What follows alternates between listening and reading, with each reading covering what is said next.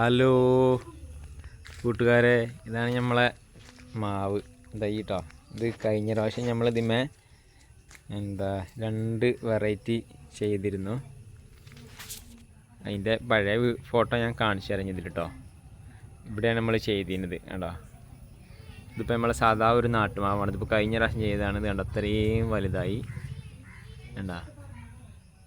പിന്നെ വേറൊന്ന് ചെയ്തത് ഇതായിരുന്നു. അതിൻ്റെ അപ്പുറത്ത് തന്നെ അല്ല, ഇതായി കൊമ്പ് കണ്ടോ.